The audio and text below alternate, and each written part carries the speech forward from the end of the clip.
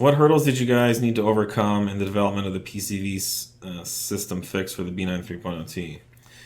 Well, we haven't released this product yet. We'll release more information in the future, but I'll speak in general terms that I think any of our competitors would hopefully understand as well. As one, we had to actually address the core issue, which is the factory PCV is not capable of dealing with higher boost pressures. It does okay with stock, but they're still failure prone even stock. But once you start throwing 30 psi at it, they fail pretty quickly. So we had to develop a check valve that could withstand like 100 psi of boost. So more than any car would ever see. We had to ensure that the PCV system functioned properly. So the PCV systems on these newer cars are extremely complex. There are a myriad of check valves and diaphragms that control the flow of crankcase air pressure, airflow to the turbo inlet, airflow to the intake manifold.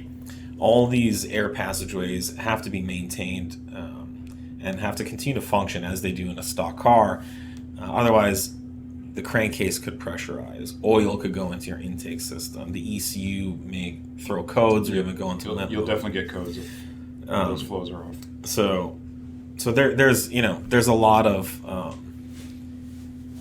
design constraint. You can't just throw a hose on there or replace the PCV assembly on the valve cover and expect everything to work correctly. As we've seen some examples out there, companies have done that and things don't work. And then the system has to flow properly. There's actually quite a bit of flow through those PCV hoses, and if the flow is restricted, then pressure builds up, right? So a sealed volume is essentially a chamber where the flow going out of the chamber is zero. But in order to create 0 psi or a vacuum, you need to flow X.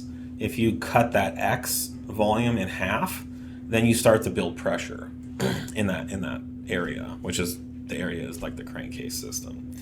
So these are just some of the things, and then it had to be manufacturable.